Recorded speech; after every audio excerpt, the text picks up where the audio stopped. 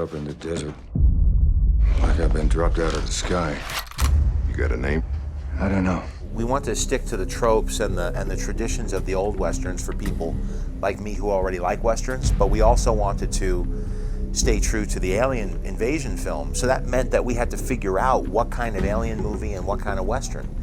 So the Western was going to be sort of a bloody-knuckled, almost Leone, John Ford style, and then for the alien movies, it was like Predator, Alien, Aliens, and those two married really, really well.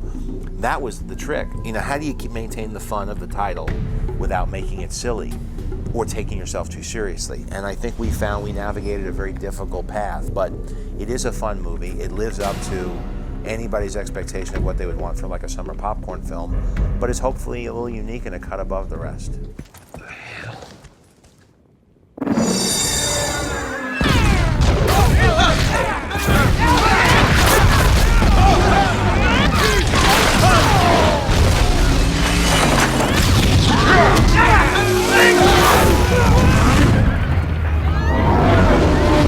Well, I don't think it's much of a challenge. I think it's got to be well written. It's got to be understood by the audience what the utility of this, or become clear to the audience through the events that transpire, what the utility of this character is in the telling of the story. And it's best that you don't just look at a character like Dollarhide and understand completely what his path is going to be. And that's a pleasure for an audience. It's also a pleasure for an actor. For years, playing the leading role, you were sort of responsible for getting along with the audience, and so it's fun to play a character part where you can offend their sensibilities as long as you're bringing something to the mix. Jake Lonergan. You mind following me over to the office so we can have us a little chat? I think you got the wrong man. Well, I'm gonna need you to come with us all the same. Wouldn't do that if I was you.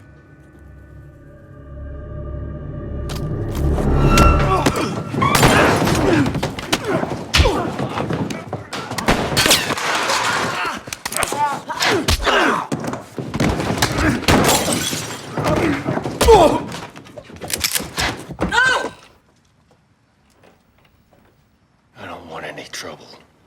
It was something I think was sort of in the original script. It was there to a degree, and I think that when Harrison came on board, it just became something else. It became something that we kind of felt that was a nice thing to sort of a nice scene to mine, because it was it allowed for a sort of both characters are having sort of going through some sort of redemption, and to have them sort of clashing and butting heads about things was sort of hopefully was going to kind of make things more interesting, it just was fun to do.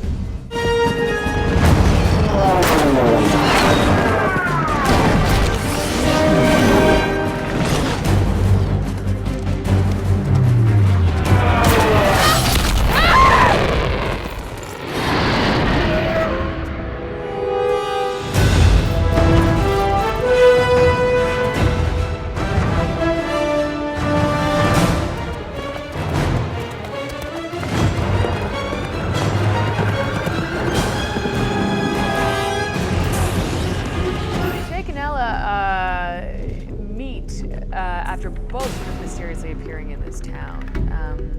He wakes up in the desert, quite literally, not knowing who he is. He is the man with no name.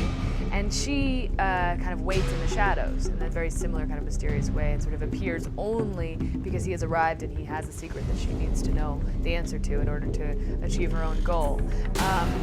But there are equals in many ways, and I think of them less as love interests, as fellow kind of cowboys, and I think of them as sort of like at times it was like a Butch and Sundance relationship, but other times it was a little bit more suspicious.